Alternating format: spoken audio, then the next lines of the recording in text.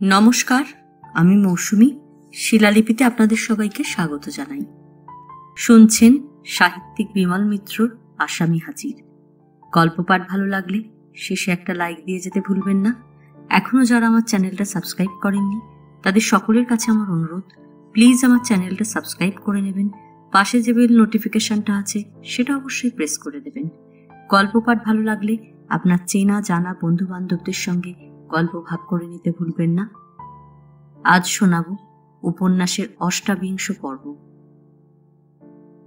নবাবগঞ্জে সেদিনও আবার অনেক রাত হয়েছে। আবার সব নিরিবিলি, আবার সব নিঝুম। এই সব রাত্রেই বুঝি মানুষের সব কলঙ্ক, সব পাপ সাপের মতো গর্ত থেকে বাইরে মুখ বাড়ায়, বাড়িয়ে শিকারের লোভে বুকে হেঁটে পরিক্রমা শুরু করে। পরিক্রমা করে কলকাতা থেকে নবাবগঞ্জ সর্বত্র।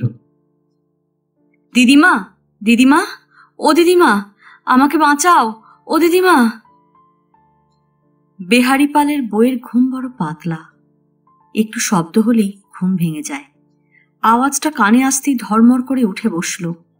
তারপর সমস্ত জিনিসটা আন্দাজ করে নিলে, ওই তো ঠিক যেন ও বাড়ির বৌমার গলার মতো। বিছানা থেকে উঠে পাশের ঘরে গেল। বললে, ওগো শুনছ, ওগো। বেহারিপাল মশাই উঠল।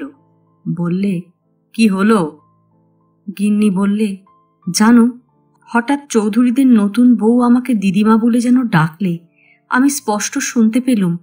নতুন বউ যেন বললে, দিদিমা আমাকে বাঁচাও।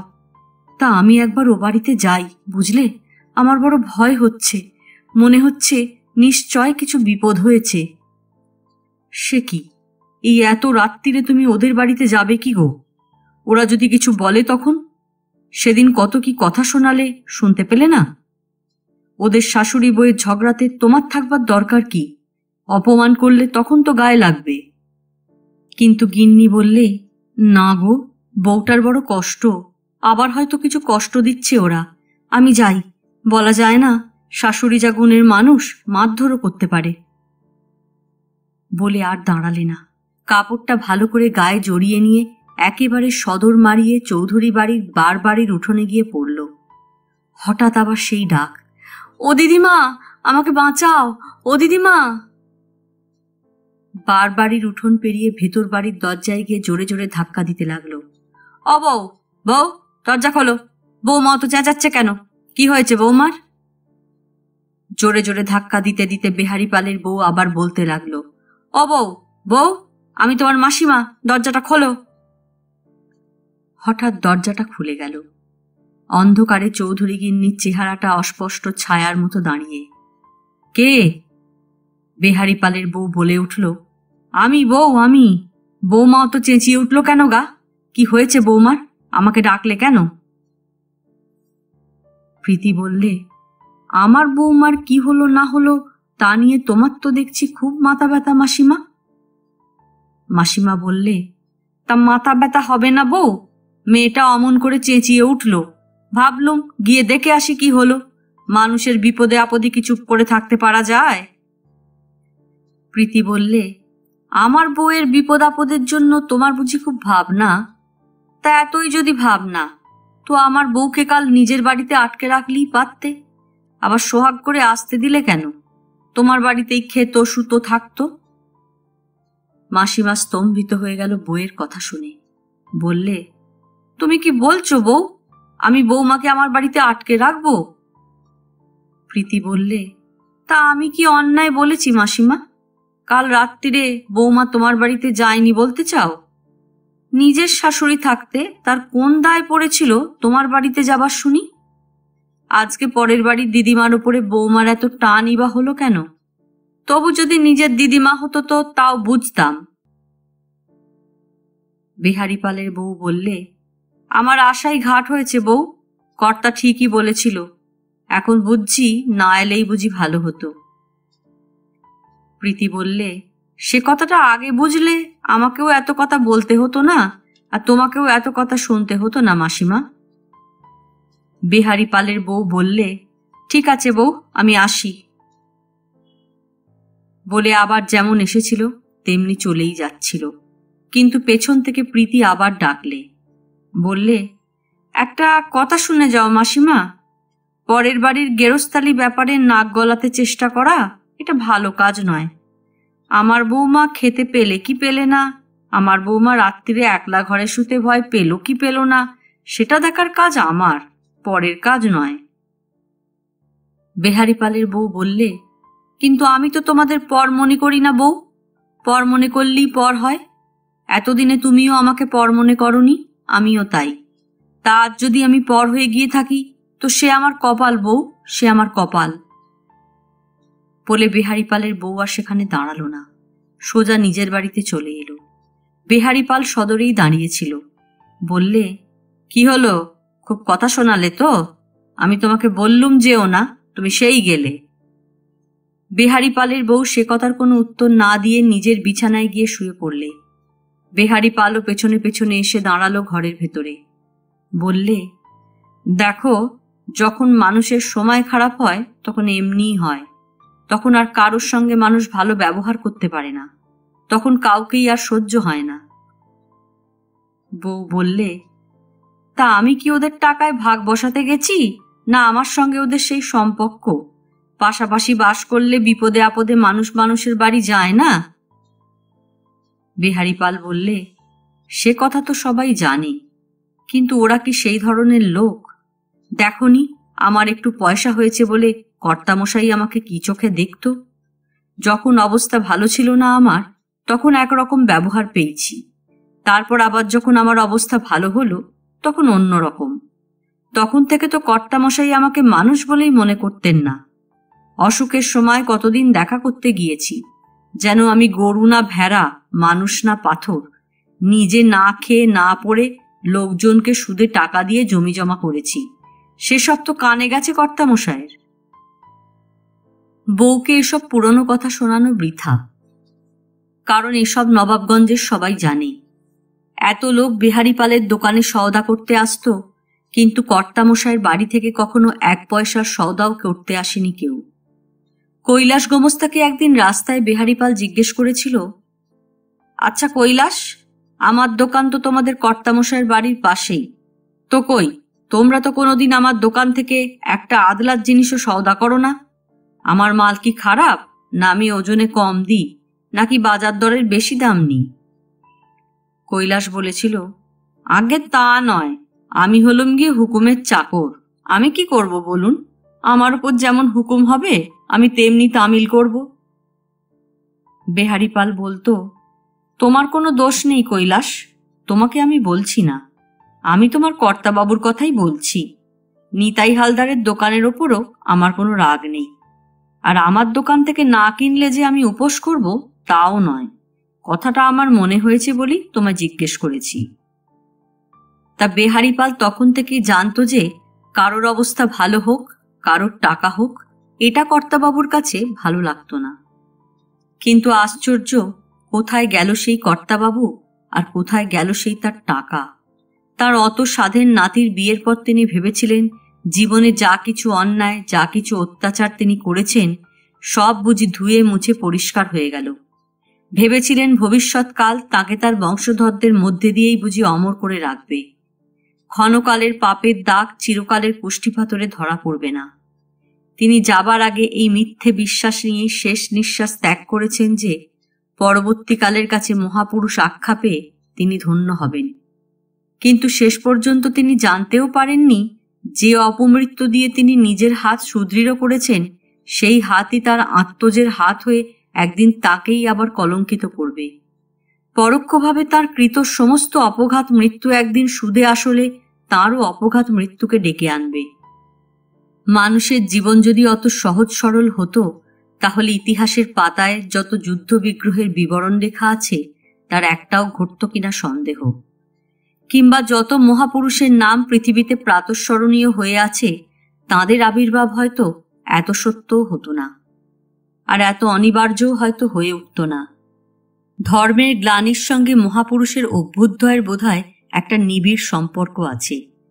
সেই সম্পর্কটা যখনই বিচ্ছিন্ন হয় তখনই বাধে যত বিরোধ।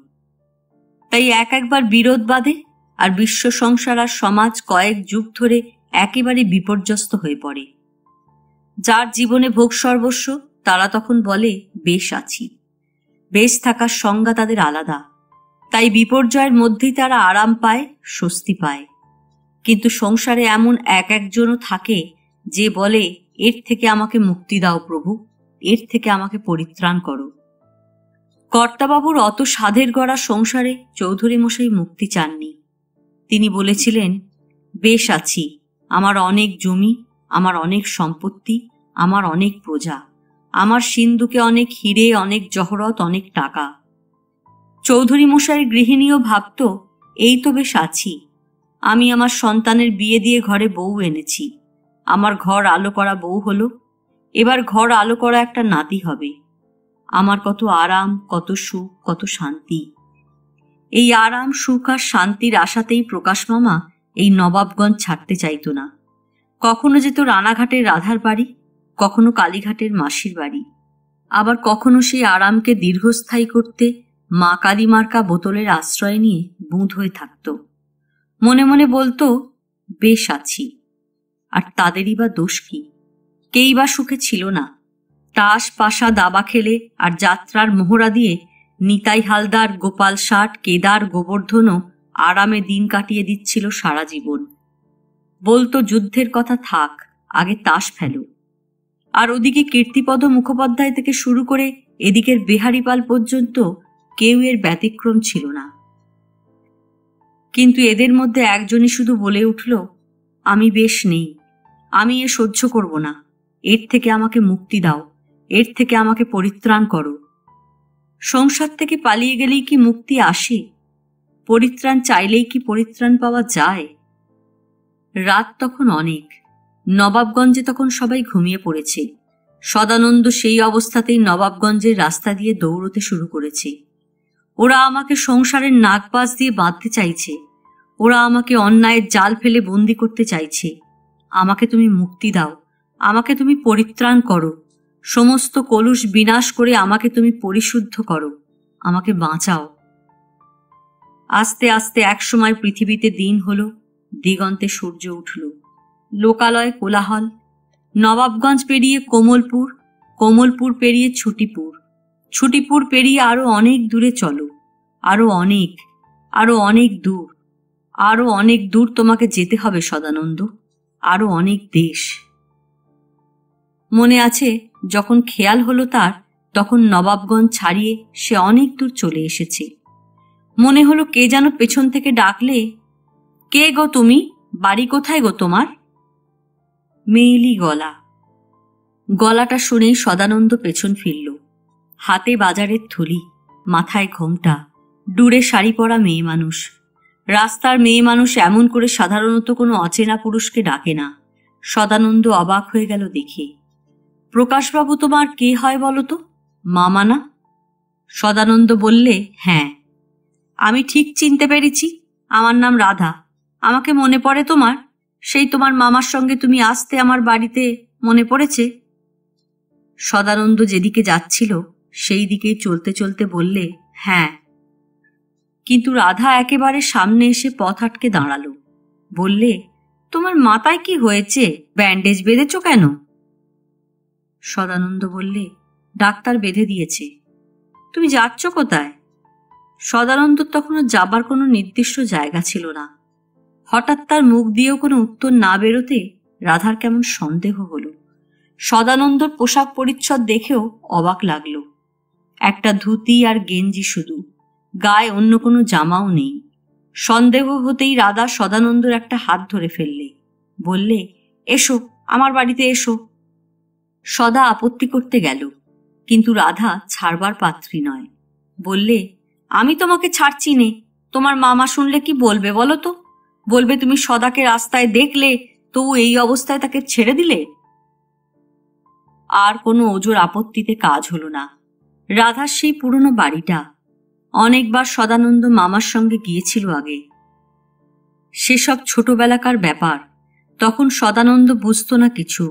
যাত্রা শুনে ফেরবার মুখে শেষ রাত্রে রাধার বাড়িটাই ছিল প্রকাশ মামার আশ্রয়। প্রকাশ মামা এসে রাধাকে খুব চোটপাট করত। এই রাধা ঘুম থেকে ওঠবার পর ঘোলের শরবত করে দিয়েছে, রাধার বাড়িতে বসে মাছের ঝোল দিয়ে দুজনে মিলে কতদিন ভাত খেয়েছে। তারপর সন্ধেবেলা প্রকাশ মামা বোতল বের করে মদ খেতে শুরু করেছে। তখন রাধা হারমোনিয়াম বাজিয়ে গান গেয়েছে। সেসব দিনে সদানন্দ কিছু বুঝত না বলে প্রকাশ মামা অনেক রকম মিথ্যে কথা বলে তাকে ভুলিয়েছে। রাধার বাড়িতে রাধার হাতের রান্না খেলে জাত যায় বলে প্রকাশ মামা বারবার রাধার বাড়িতে ভাত খাওয়ার কথা বাবাকে বলতে বারণ করে দিয়েছে। সেদিন সেই সকালবেলা সদানন্দকে নিজের বাড়িতে নিয়ে গিয়ে রাধা অনেক খাতির করলে। সদানন্দ চেয়ে দেখলে ঘরের ভিতর সেই তক্তপোষটা তখনও রয়েছে, সেই পুতুল ভরা কাচের আলমারিটা, কাঠের জলচৌকির ওপর রাধার সেই ঠাকুর, কেষ্ট ঠাকুর। সকালবেলা ঘুম থেকে উঠে রাধা পুজো করত রোজ। দেখে মনে হলো সেদিনও সে পুজো করেছে। তখনও ঠাকুরের সামনে ফুল বেলপাতা রয়েছে। দুপুরবেলা খেয়ে উঠে সদানন্দ বললে, আমি এবার যাই। রাধা বললে, তোমার তো বিয়ে হয়েছে না? সদানন্দ বললে, হ্যাঁ। বউ কেমন হলো? সদানন্দ বললে, ভালো। রাধা বললে, তোমার মামা কিন্তু আমাকে বলেছিল তোমার নাকি বউ পছন্দ হয়নি, তুমি বউয়ের সঙ্গে নাকি শোও না। সদানন্দ বললে, আমার মামার কথা তুমি বিশ্বাস করো নাকি? রাধা বললে, বিশ্বাস আর কি করেই বা করি, তোমার মামাই তো আমাকে এ পথে এনেছিল, তখন অনেক কিছু কথা দিয়েছিল, অথচ একটা কথাও রাখেনি। সদানন্দ জিজ্ঞেস করলে, কি কথা দিয়েছিল? রাধা বললে, তুমি তার ভাগ্নে হও, সব কথা তোমাকে বলাও যায় না, আর সেসব আজকের কথাও নয়।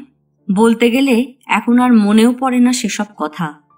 তখন যে কি মতি হয়েছিল আমার, তোমার মামার কথাতেই ভুলে গিয়ে চলে এসেছিলুম, নইলে কি আর আজ আমার এই দশা হয়? তখন শুনেছিলাম তোমার মামার নাকি অনেক টাকা, মস্ত বড় জমিদার। ভেবেছিলাম শান্তি না পাই সুখ তো পাবো, ভালো শাড়ি পরতে পাবো, ভালো ভালো গয়না পরতে পাবো। কথা বলতে বলতে রাধার চোখ দুটো কেমন যেন সেদিন ভারী হয়ে উঠতে লাগলো। ওই শাড়ি গয়নার লোভই আমাকে পথে নামিয়েছিল বাবা, নইলে তো অন্য কোনো লোভ ছিল না। গরিবের ঘরে জন্মেছিলুম বলে বড় দুঃখ ছিল আমার। ভেবেছিলুম তোমার মামার সঙ্গে গেলে যদি দুঃখটা ঘোচে তো তাই বা মন্দ কি, কিন্তু পরে বুঝলুম সব কথা মিথ্যা। তোমার মামার যে কিছুই নেই তা কি করে তখন আমি বুঝবো? বাড়িতে যে তোমার মামার একটা বউ আছে সে কথাটাও আমাকে একবারও বলেনি মুখ ফুটে। সদানন্দ বললে, তা তুমি মামাকে ছেড়ে চলে গেলে না কেন? রাধা বললে, ছেড়ে যাব কোথায় বাবা, ছেড়ে গেলে কি আর আমায় দেখবে বলো? আর তোমার মামাকে তো চেনো, যতবার কথাটা কানে তুলেছি ততবার একটা না একটা ছুতো দিয়েছে। আর তারপর এখন তো বয়স হয়ে গেছে, এখন তো এই বয়সে আর কোথায় যাব, বেশ আছি। একবার কালীঘাটে মায়ের দর্শন করবার ইচ্ছে হয়েছিল, তাও হলো না। সদানন্দ বললে, তা তুমি পালিয়ে গেলে না কেন? মামাকে ছেড়ে তোমার বাবা মার কাছেও তো ফিরে যেতে পারতে। রাধা বললে, তুমি ছেলে মানুষ বাবা, তাই ও কথা বলছো। বয়স হলে বুঝতে সংসারে কেউ কারো নয়, কেউ কারো নয়। বাবাই বলো আর মাই বলো সবাই পর, শুধু একলা তোমার মামার দোষ দিয়ে লাভ কি? তোমার মামাকে ছেড়ে যদি অন্য কারোর কাছে গিয়ে দাঁড়াতুম তো সেও এই একই রকম করত। বলে রাধা কাঁদতে লাগলো। সদানন্দ আর কথা বাড়তে দিল না, কথা বাড়ালে কান্না বাড়বে রাধার। এই রাধাকে আগে কখনো দেখেনি সদানন্দ। আগেকার রাধা গান গেয়েছে, পান দোক্তা খেয়ে হেসেছে, বোধহয় মদও খেয়েছে প্রকাশ মামার সঙ্গে, কিন্তু এতদিন পরে এ এক অন্য রাধাকে দেখলে সদানন্দ। এবারকার এই রাধা ঠাকুর পুজো করে, এই রাধা কালীঘাটে মায়ের দর্শন করতে চায়, এ রাধা কাঁদে, নিজের দুঃখের কথা বলতে গিয়ে চোখে আঁচল চাপা দিয়ে কেঁদে ভাসিয়ে দেয়। রাত্রে খাওয়া দাওয়ার পর রাধা বললে, তুমি শুয়ে পড়ো বাবা, দরজায় খিল দিয়ে দাও, আমি আসি। কিন্তু তুমি তুমি কোথায় শোবে? আমার জন্য তুমি ভেবো না, আমার কি আর শোবার জায়গার অভাব? এই পাড়ায় আমাদের অনেক বাড়ি আছে, যার তার বাড়ির একটা ঘরে গিয়ে পড়ে থাকবো, আমার জন্য তোমায় ভাবতে হবে না। বলে রাধা চলে গিয়েছিল। মনে আছে সেই তক্তপোষের উপর শুতে কেমন খারাপ লেগেছিল সদানন্দর, তবু রাধার মনে কষ্ট দিতে ইচ্ছে হয়নি তার। পরের দিন সকালে উঠেই কোথাও চলে যেতে চেয়েছিল সে, যেখানে গেলে নবাবগঞ্জের কেউ আর তার নাগাল পাবে না। কিন্তু মাঝ রাত্রে হঠাৎ একটা শব্দে তার ঘুম ভেঙে গেল। মনে হলো দুম দুম করে কেউ যেন তার দরজায় ধাক্কা দিচ্ছে। সদানন্দ ধর্মর করে উঠে পড়েছে। রাধা নাকি? ঘরে হয়তো রাধার জিনিসপত্র আছে, তাই নিতে এসেছে। খিলটা খুলতেই সদানন্দ দেখলে একজন অচেনা লোক টলছে, খুব মদ গিলেছে বোধহয়। এতক্ষণ ধরে দরজা ঠেলছি, খুলছিস না কেন? মরণ ঘুম ঘুমিয়েছিলি নাকি? কথাটা বলেই বোধহয় একটু খেয়াল হলো। বললে, তুই কে বাবা? হ্যাঁ? নেশার ঘোরের মধ্যেও লোকটার বোধহয় একটু জ্ঞান ছিল তখনও। বুঝতে পেরেছি যে লোকটার সঙ্গে কথা বলছে সে মেয়ে মানুষ নয়, পুরুষ মানুষ। কাকে চাই? লোকটা বললে, আপনাকে ডিস্টার্ব করলুম নাকি ভাই? হাত জোর করছি, আমাকে মাফ করুন। আমি জানতুম না রাধার যে বাঁধা বাবু আছে তা একদম সে ভুলে গিয়েছিলুম। সদানন্দ বললে, ঠিক আছে, আপনি আসুন, আমি বেরিয়ে যাচ্ছি।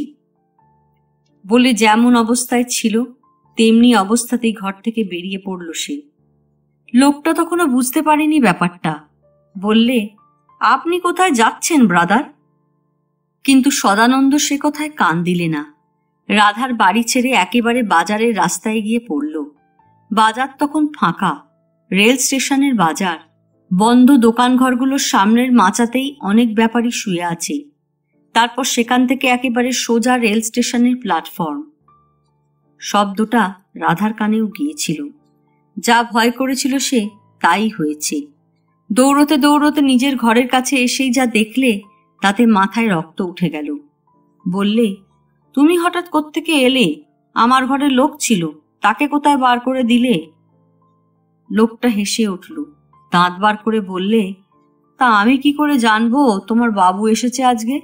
আমার অপরাধটা কি দেখলে? দরজায় তাহলে নোটিশ লিখে দেওয়া উচিত ছিল। এমন বেদিনে আসে কেন তোমার বাবু? রাধা আর থাকতে পারলে না, সোজা একেবারে লোকটার গলাটা চেপে ধরলে। বললে, তা বলে তুমি আমার ঘরের লোককে তাড়িয়ে দিলে কেন? তাই আগে বলো, কেন তাড়িয়ে দিলে? বলো, না বললে তোমাকে আমি খুন করে ফেলবো, বলো। লোকটা একে নেশায় টলছে, তার ওপরে মাঝরাত, তার ওপর আবার রাধার খুব জোরে গলাটা টিপে ধরেছে। এমন অবস্থার জন্য তৈরি ছিল না সে। বলতে গেল, ছাড়ো আমাকে, ছেড়ে দাও। কিন্তু রাধা তাকে কিছুতেই ছাড়বে না।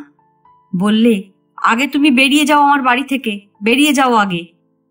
লোকটা তখন কাবু হয়ে গেছে, তার গলাটা তখনও ধরে রেখেছে রাধা। বললে, আমি তোমার এখানে থাকবো বলেই যে এসেছিলাম। আমি না হয় আরো বেশি টাকা দেব, যত টাকা চাইবে তত টাকাই না হয় দেব। রাধা চেঁচিয়ে উঠল, তোমার টাকায় আমি ঝ্যাঁটা মারি? আমায় তুমি টাকা দেখাচ্ছ? বেরো এখান থেকে, বেরিয়ে যাও।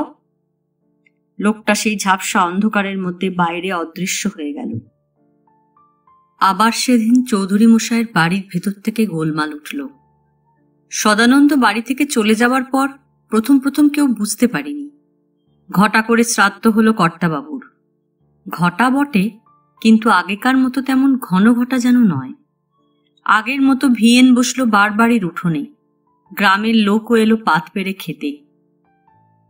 কিন্তু সবাই নয়, নেমন্তন্নর ব্যাপারেও কিছু 19-20 করা হলো। চৌধুরী মশাই বললেন, একটু কষে লিস্টি করো কৈলাস, খরচা আর বাড়াতে চাইনে। এমনি কর্তাবাবুর অসুখে অনেক খরচ হয়ে গেছে। রাত্রে যখন যে যার বাড়ি চলে গেছে তখন বেহারিপালের বউও কাজকর্ম সেরে বাড়ি চলে আসছিল। হঠাৎ দেখলেন নয়নতারা নিজের ঘরের দরজার চৌকাঠ ধরে চুপ করে দাঁড়িয়ে আছে। কেমন খারাপ লাগলো দেখতে। এত লোকজন, এত খাওয়া দাওয়া, এর মধ্যে বাড়ির পুত্রবধূ এরকম মুখ শুকনো করে দাঁড়িয়ে আছে কেন? জিজ্ঞেস করলে, কি বৌমা, তোমার মুখটা শুকনো শুকনো দেখাচ্ছে কেন? তুমি খাওনি?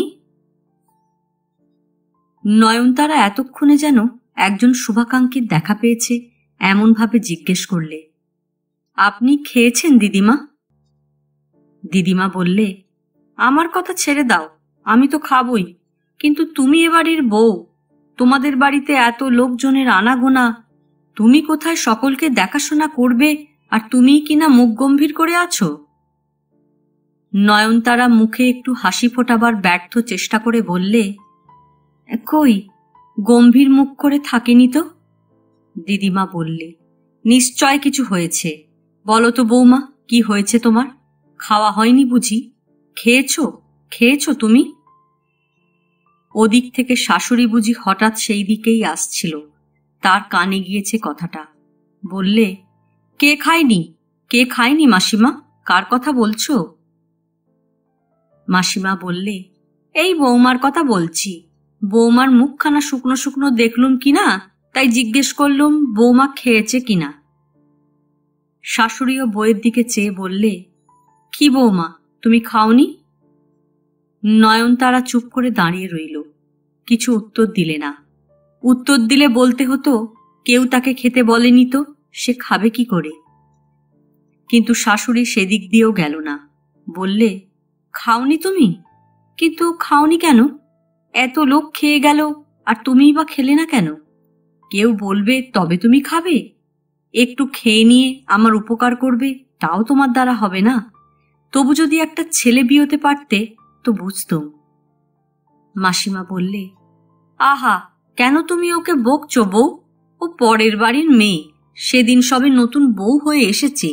ও নিজের মুখে কি করে খাওয়ার কথা বলে? তোমারই তো ওকে খাওয়াতে বসানো উচিত ছিল। তুমি রাখো তো মাসিমা, নতুন বউ। আমরা কি কোনো কালে বউ হইনি, না শাশুড়ির ঘর করিনি? আমি যদি আমার শাশুড়ির কাছে অমন বেয়াড়াপানা করতুম, তা আমার শাশুড়ি আমার মুখে ঝামা ঘষে দিত না? মাসিমা বললে, বউ, তুমি তোমার শাশুড়ির নামে অমন করে কথা বলো না। আমি তাকে চিনতুম, তিনি স্বর্গে গেছেন। একদিনের জন্যেও তিনি তোমার সঙ্গে ঝগড়া করেননি। প্রীতি বললে, তুমি তো আমার শাশুড়ির দিকটাই কেবল দেখলে মাসিমা, আমার দিকটার কথাও ভাবো। আমি কি আমার শাশুড়ির সঙ্গে কোনোদিন গলা উঁচু করে কথা বলেছি, না বলবার সাহস হয়েছে? যাকগে, সেসব পুরনো কথা থাক। এখন তুমি খেয়ে নেবে, এসো বৌমা, এসো।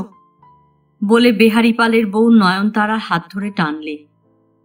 প্রীতি তার আগেই চেঁচিয়ে ডাকলে, হলো গৌরী, বৌমাকে খেতে দিসনি কেন? হ্যাঁ, কোনো দিকে কি তোর হুঁশ থাকে না? গৌরীরও তখন খাওয়া দাওয়া চুকে গেছে। সে তখন পাঞ্চি বুঝছে। সে রান্নাবাড়ি থেকে বেরিয়ে এসে বললে, ও মা, তাই নাকি? বৌমা খায়নি? তা আমাকে বলবে তো। বৌমা কি কুটুম্ব মানুষ নাকি যে ডেকে খাতির করে খাওয়াতে বসাতে হবে? আমরা সবাই যখন খেতে বসলুম, তখন একটা পাতা নিয়ে আমাদের সঙ্গে বসে পড়লেই হতো। বেহারিপালের বউ বললে, তুমি আর কথা বাড়িও না বাছা। কি দেবার আছে দাও দিকিনি বৌমাকে, আমি পাশে বসে খাওয়াচ্ছি। খেতে খেতে নয়নতারা যখন দেখলে কেউ কোথাও নেই, তখন কান্নায় ভেঙে পড়ল। বললে, আর খেতে পারবো না দিদিমা, আমাকে আর খেতে বলবেন না আপনি। দিদিমা বললে, না খাও, ওদের কথায় রাগ করতে নেই, রাগ করলে নিজেই ঠকবে। নয়নতারা বললে, এর পরেও কি এই ছাই আমার গলায় ঢোকে? দিদিমা বললে, গলায় ঢুকুক আর না ঢুকুক, জোর করে গিলে ফেলো। তোমার তো এই খাওয়ার বয়স, আর তাছাড়া খাবেই বা না কেন? কার ওপর রাগ করে তুমি উপোস করবে? শাশুড়ি মানুষেরা ওরকম বলেই থাকে। আমার শাশুড়িও আমাকে ওরকম কত বলেছে। তোমার শাশুড়ি যখন বউ মানুষ ছিল, তখন কত খোঁটা খেয়েছে নিজের শাশুড়ির কাছে। এখন মারা গেছে, তাই অত তার গুণপনা ব্যাখ্যা হচ্ছে। আবার তুমিও যখন শাশুড়ি হবে, তখন তুমিও তোমার ব্যাটার বউকে অমন বকবে। এ সব বাড়ির নিয়ম, ও নিয়ে রাগ করতে নেই। নয়নতারা বললে, আপনি সব জানেন না, তাই ও কথা বলছেন দিদিমা, জানলে আর বলতেন না। দিদিমা বললে, কেন, আগে যে তোমাকে শাশুড়ি খুব আদর করত দেখেছি, তোমাকে সিন্দুকের চাবি দিয়ে দিয়েছিল। নয়নতারা বললে, সে চাবি এখন নিয়ে নিয়েছেন। সে কি, নিজে থেকে যে তোমার আঁচলে বেঁধে দিয়েছিল, আবার নিজেই সে চাবি নিয়ে নিয়েছে? হ্যাঁ। কেন, কি করেছিলে তুমি? আমি আবার কি করব? চাবি আমার কাছে থাকলেও আমি সিন্দুক কোনোদিনই ছুঁইনি। একদিন উনি আমাকে বললেন চাবি দিয়ে দিতে, আমিও দিয়ে দিলুম। হয়তো আরো কথা হতো এ প্রসঙ্গে, কিন্তু ঠিক সেই সময় শাশুড়ি সেখানে আসতেই কথা বন্ধ হয়ে গেল। বললে, কি এখন বৌমার রাগ ভাঙল? মাসিমা বললে, তুমি আর অমন খোঁটা দিয়ে কথা বলো না বউ, একটু আদর করলেই পারো তুমি নিজে। প্রীতি বললে, আমাকে কি আদর করে তার ঠিক নেই, আমি করব বউয়ের আদর। আমার কি সময় আছে মাসিমা যে জনে জনে দেখে বেড়াবো কে আদর পাচ্ছে কে পাচ্ছে না? সেই রাত থাকতে উঠেছি, আর কখন যে শুতে যেতে পারবো তার ঠিক নেই। আমার মাথা হাত পা সব টন টন করছে, তা জানো? ততক্ষণে আরো অনেক রাত হয়েছে। সারা বাড়ির উঠোনে তখন কলাপাতা নিয়ে রাস্তার কুকুরদের টানা হ্যাচড়া চলছে। বেহারিপালের বউ আর দাঁড়ায়নি সেখানে। বাড়িতে আসতেই বেহারিপাল জিজ্ঞেস করলে, কি গো, এত দেরি যে তোমার?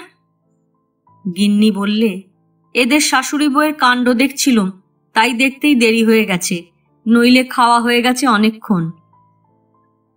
শাশুড়ি বউয়ের ঝগড়া? বেহারিপাল উৎসাহিত হয়ে উঠল। তাই এসব সেই গোড়ার দিকের কথা। এরপর অনেক কাণ্ড ঘটে গেছে, অনেক ঝড় বয়ে গেছে চৌধুরী বাড়ির ওপর দিয়ে।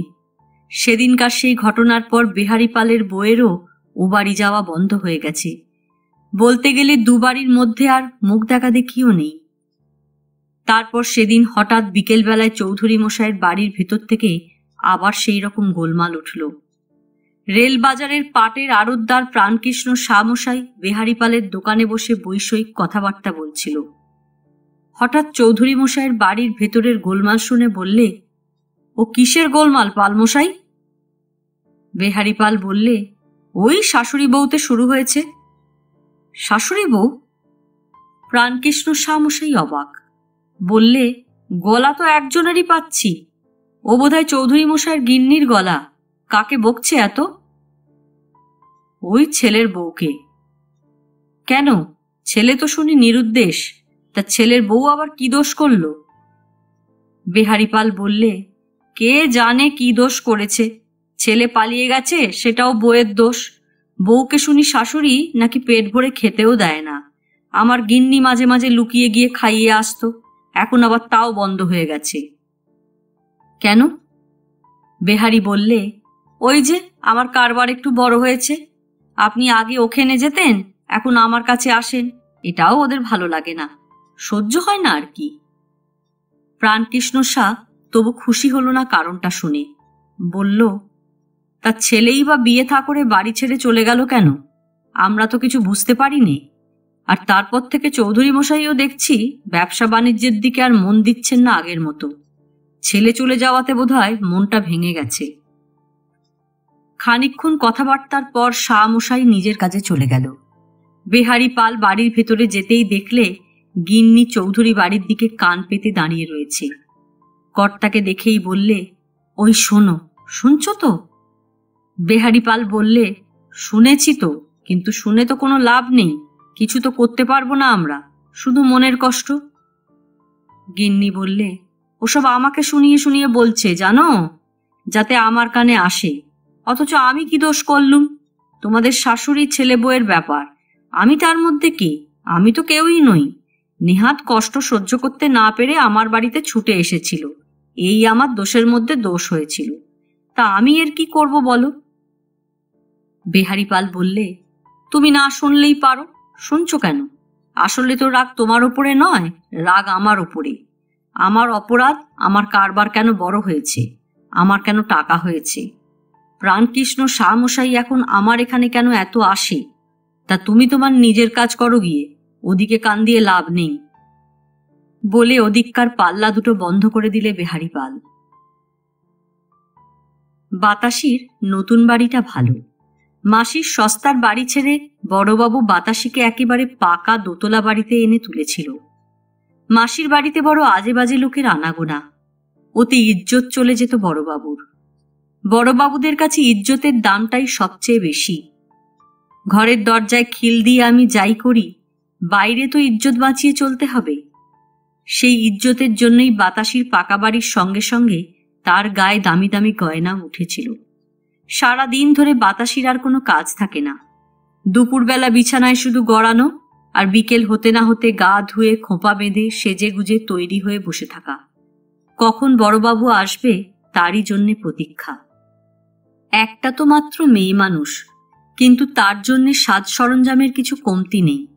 দারোয়ান, ঝি, রাঁধুনি, বড়বাবুর সেবায় যেন কোনো ত্রুটি না হয়। সন্ধে হয় আর ঘড়ির দিকে তাকায় বাতাসি, হা পিত্তেশ করে বসে থাকে। তা সেদিন বেলাবেলি এসে গেল বড়বাবু। ঘরে ঢুকেই দেখে বাতাসি এক মনে কি একটা দেখছে। বড়বাবু জিজ্ঞেস করলে, কি দেখছিলে? এই ছবিটা। ছবি? ফটো? এ কার ফটো? বড়বাবু ফটোটা হাতে নিয়ে দেখতে লাগলো। উস্কো খুস্কো মাথার চুল, লম্বা নাক, গায়ের রংটাও ফর্সা মনে হচ্ছে। এ কার ছবি? মাসি দিয়ে গেছে আমাকে। এই ছেলেটা বাড়ি থেকে পালিয়ে গেছে। এর মামা এসেছে কলকাতায় খুঁজতে, কোথাও পাচ্ছে না একে। তুমিই তো ফটো চেয়েছিলে এর, বলেছিলে ফটো না পেলে খুঁজে বার করতে পারবে না। এর নাম নিচে লেখা রয়েছে, পড়ে দেখো না। বড়বাবু পড়ে দেখলে ফটোর তলায় লেখা রয়েছে সদানন্দ চৌধুরী। সদানন্দ চৌধুরী। বড়বাবু ছবিখানা নিয়ে দেখতে লাগলো। তারপর বললে, এ বাড়ি থেকে পালিয়েছে কেন? বাতাসি বললে, সে আমি কি জানি, মাসি আমাকে দিয়েছে তাই আমি তোমাকে দিলুম। বড়বাবু অফিসে উদয়াস্ত খাটে। অফিসের কাজে কখনো তাকে যেতে হয় কলকাতার বাইরে, আবার অনেক দিন কলকাতাতেই দিন কাটে। অফিসের লোক থেকে শুরু করে অফিসের বাইরের লোক সবাই তটস্থ থাকে বড়বাবুর ভয়ে। অফিসে কনস্টেবলরা বড়বাবুকে দেখলে চোখের আড়ালে চলে যায়। বড় জাঁদরেল সাহেব বড়বাবু। এককালে স্বদেশী ছোকরাদের ধরে ধরে আগা পাঁচতলা বেত মেরে ঠান্ডা করে দিয়েছে। সেকালে কত স্বদেশী ছেলে যে বড়বাবুর হাতে খুন হয়েছে তার ঠিক নেই। তারপর যুদ্ধ হয়েছে, যুদ্ধ থেমেও গেছে, কিন্তু প্রতাপ তখনও কমেনি বড়বাবুর, বরং বেড়েছে। একদিন সন্ধেবেলা এসে পৌঁছয়, আর যখন রাত কাবার হয়ে যায় তখন উঠে পড়ে। কোথা থেকে একটা জিপ গাড়ি এসে বাড়ির তলায় রাস্তায় দাঁড়ায়, আর বড়বাবু তখন ঘুম থেকে উঠে গিয়ে সেই গাড়িতে গিয়ে বসে, আর গাড়িটা বড়বাবুকে নিয়ে কোথায় অদৃশ্য হয়ে যায়। বাতাসি আর দেখতে পায় না বড়বাবুকে। তখনকার মতো বাতাসির ছুটি। তারপর যখন আবার বিকেল হবে তখন থেকে শরীরটাকে ঘষে মেজে তৈরি করে নিতে হবে, সেজে গুজে অপেক্ষা করতে হবে বড়বাবুর পথ চেয়ে। কিন্তু বড়বাবুর অফিসে সেই সময় যত কাজ। মোটা বুট জুতোর ভারী শব্দে তখন লালবাজার থরথর করে কাঁপবে। লালবাজারটা বড়বাবুর অফিস, কিন্তু সারা কলকাতাটা জুড়ে বড়বাবুর দাপট। বড়বাবুর দাপটে রাইটার্স বিল্ডিং থেকে পুলিশ কমিশনার পর্যন্ত সবাই নিশ্চিন্ত। যখনই কোথাও গোলমাল হবে তখনই কে সামলাবে? সামন্ত। একটা তেমন ঘোরালো কেস হলেই তার ভার পড়ে সামন্তর ওপর। একটা মস্ত ডাকাতির কেস থেকেই নাম ডাক হলো সুশীল সামন্তর। ডাকাতিটা স্বদেশীদের করা, কিন্তু কিছুতেই তার কিনারা করা যায় না। হোম মিনিস্ট্রি থেকে কড়া অর্ডার এলো, একজনকে ভার দিয়ে পাঠানো হলো, সবাই ব্যর্থ হয়ে ফিরে এলো। শেষকালে ফাইলটা এলো সামন্তর কাছে। সামন্ত শুধু কালপ্রিটদের ধরে ফেললো তাই নয়, সব ছেলেগুলোর লম্বা জেলও হয়ে গেল। সঙ্গে সঙ্গে সামন্তর প্রমোশন। সামন্তর পার্সোনাল ফাইল গেল ডেপুটি কমিশনারের কাছে। ডেপুটি কমিশনার ডেকে পাঠালে সামন্তকে। বললে, সামন্ত, তোমার জন্যে আমি প্রমোশনের রেকমেন্ড করে দিলুম। শেষকালে ফাইলটা গেল কমিশনারের কাছে। সেখানে এক কথায় চোখ বুজেই সই হয়ে গেল। কিন্তু প্রমোশন হওয়ায় কাল হলো সুশীল সামন্তর। প্রমোশন না হলে হয়তো এসব কিছুই হতো না। একদিন হাতে না হাতে একটা কেস ধরে ফেললে সুশীল সামন্ত। বড়বাজারের মস্ত বড় একজন মার্চেন্ট, ইলেকট্রিক কারেন্ট চুরি করে ফ্যাক্টরির জন্যে। লক্ষ লক্ষ টাকা গভর্নমেন্টকে ফাঁকি দিয়ে কারবার চালাচ্ছে বহু বছর ধরে। খবরটা পেয়েই লুকিয়ে লুকিয়ে ইনভেস্টিগেশন শুরু করে দিলে। তারপর একদিন সোজা গিয়ে হাজির হলো ফ্যাক্টরিতে। ফ্যাক্টরি তখন চলছে। সামন্ত গিয়েই সোজা হাজির পাওয়ার হাউসে।